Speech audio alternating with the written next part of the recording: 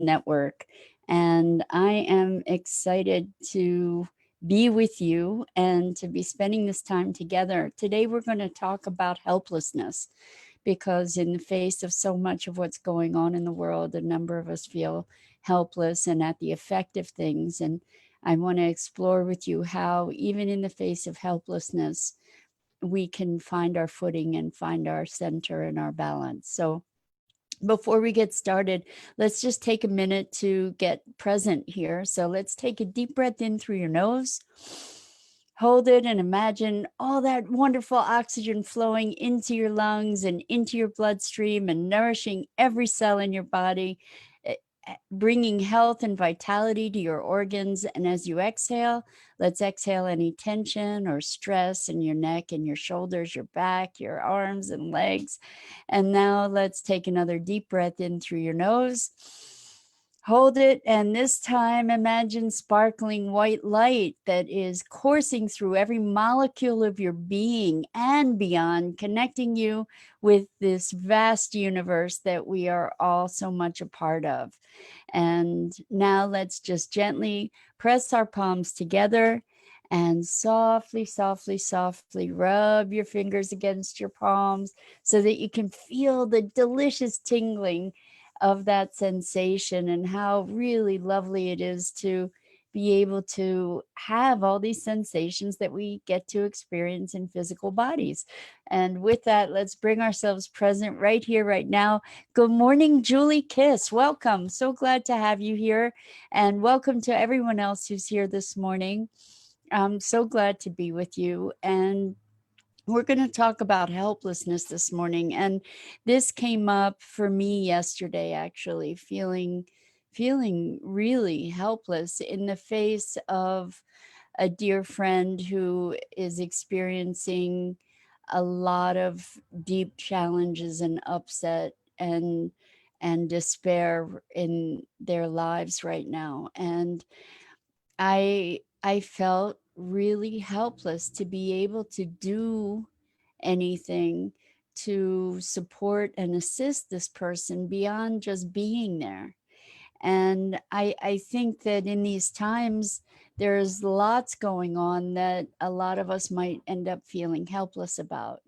And so let's look at our strategies for finding our own center and our own balance in the face of circumstances that we can't control, that we can't uh, make a difference in, at least in that given moment. Good morning, Dido. Thanks so much for being here.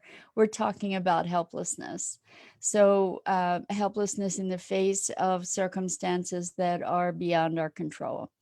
Sometimes the circumstances that look like they're beyond our control are not. And I guess I'm challenged by the word control in the face of circumstances, because what we always get to control, so to speak, or influence is our own state of being. And so a lot of this experience of helplessness exists through self-talk. And also, I think for me in this circumstance with this friend of mine, I was empathizing to the point of really experiencing my own despair. And I think that that's not helpful. It's not helpful to me, and it wasn't helpful to my friend, other than to say, I'm here, I'm supporting you. I don't know what to do for you to make you feel better, but I want you to know that I'm here. And beyond that, there wasn't a whole lot I could do for this person in a doing kind of way. So what I resorted to was actually a prayer of sorts, and we all pray in different ways. When I think of prayer, I don't think of it as entreaty or pleading. I think of prayer as visualizing or experiencing the desired outcome as done. And so I was being present to my experience of the perfection in this person, and just sending beautiful love and allowing for them to be in their process and trusting that what was, despite the pain and anguish they were experiencing, that the process that they were going through was an important part of their experience, and to hold the vision of their wholeness. And for me, that's what prayer is, to hold the vision of the perfection of things, and to, if we're praying for something, like if we want, if we're desiring something, then experiencing that desire as fulfilled is the form of prayer that I engage in. Why? Because when we're asking, when we're entreating, when we're saying please, please, what we're doing is we're reinforcing the lack of that. So if I were to be praying for someone to get better, then I am in some way reinforcing their illness or their discomfort or their despair. If I see them in their perfection, then that's the imprint, that's the energetic signature that I'm presenting to the universe to resonate with.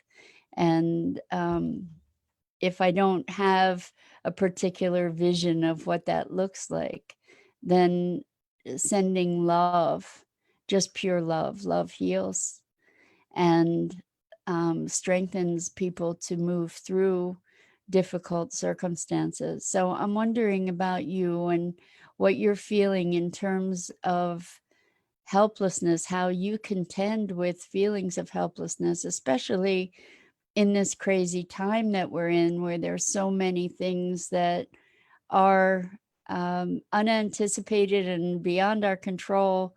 And there's always a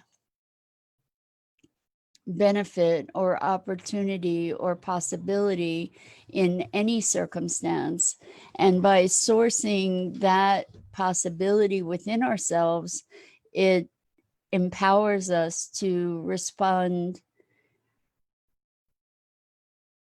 more powerfully, more impactfully on the circumstances of our lives. And if nothing else, it gives us the capacity to shift our experience. So when we shift our experience, what the frequency that we're putting out is impacting the world. It goes out into the world. I do believe that this is true. We've been talking more about energy and frequency lately.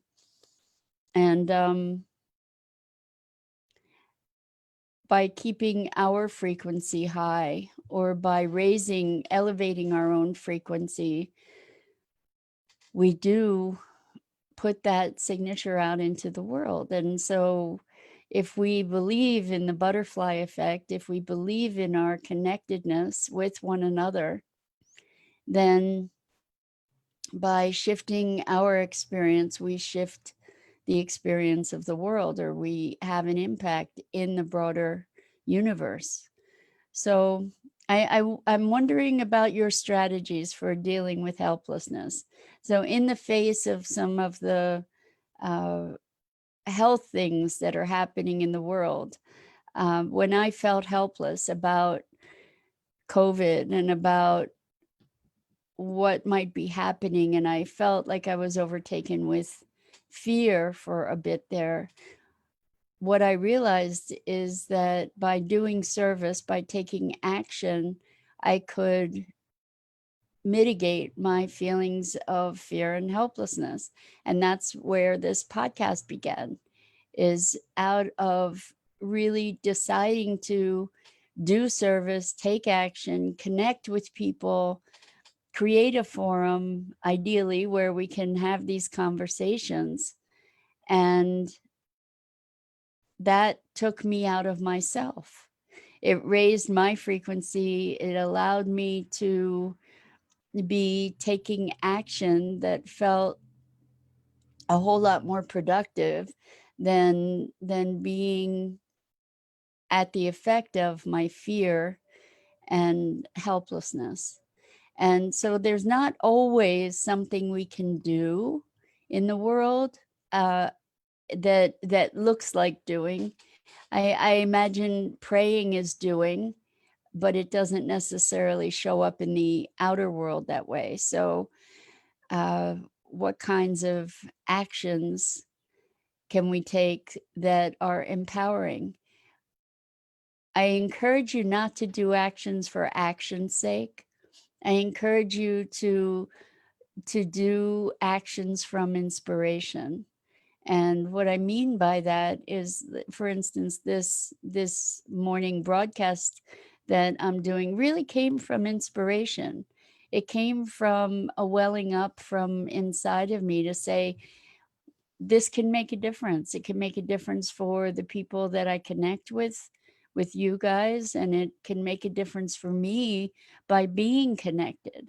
And I invite you to be listening to that small voice, that often whisper that is inside, that is there to inspire and guide and direct and empower you to follow the the callings of your heart and your higher nature. So, how do you experience helplessness, and is it something that you do experience? I have to say, it's not something I often experience, because I feel very blessed to have, with individuals, with friends, and with people in the world. I feel very blessed to have this work that I've developed over the past 30 plus years called Core Connection, which is pretty magical to be able to help people shift. Um, and that has been a refuge for me, to be able to feel empowered, to feel like I can make a contribution, to feel like I can make a difference. And in this particular circumstance, this person was just feeling too fragile to risk opening opening any more deeply to their vulnerability. And so that's where I felt helpless and powerless. And the tools that I had to offer, tapping is also a wonderful tool that we've talked about before, but the tools that I had to offer to be able to shift that person's experience were not tools that they felt comfortable in receiving at that time. And so the prayer was something that I could do privately, and extend that for that person. And what was interesting is that there was an indicator that it could have made a difference, because some degree of the behavior that was present with them, and in any way, there was a shift that I viewed as a positive shift. But I don't pretend to say it was because of my prayer, but I hope that my prayer supported that in any way, in any case. So how about you? This idea of helplessness. I mean, in the face of the political upheaval, lots of us feel helpless, and there are things that we can do. We can vote, we can connect with our political representatives, we can uh, galvanize people uh, to become more aware of the issues or to empower other people to vote or to take action. Um, what we are learning in this time is that our voices matter. All of our voices matter. And we truly can make a difference when we focus our attention and intention and take inspired action. So, in the face of helplessness, we get to manage ourselves first. And that may be by looking also at what kinds of expectations you have about your role in something and your responsibility. And there are times where it's important to let go of the responsibility for certain things. And I know that that's, well, it feels like that's a contradiction kind of for me to be saying. But there are times when I've seen people get so wrapped up in upset around politics, for instance, so deeply, deeply, deeply distraught that they are losing sleep, that they are losing health, that they are losing their own mooring, that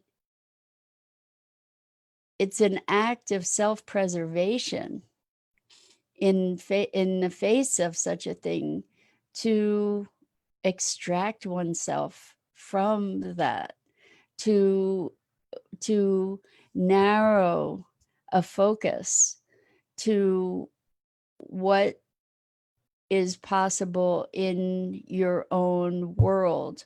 And that may include taking some kind of political action too. But I think that what happens is it's very easy to become thoroughly overwhelmed and incapacitated. And when we are incapacitated, we're only doing damage to ourselves and we're not making a contribution to changing the thing that we're obsessing with. And I believe we're beholden to take our own oxygen masks first, because if we're not able to function, then we can't make a difference anyway, right? And so in that state of overwhelm, maybe we get to do the serenity prayer, which I've talked about before, and I think I remember it okay today, and that is, God grant me the serenity to accept those things I cannot change. And that's a big deal. Accept those things I cannot change. Courage to change those things I can. And the truth is, there are many more things that we can change than we imagine. And the last part is wisdom to know the difference. And that's the most important part, is to recognize what we really truly can change and what we really truly can't, at least in this moment.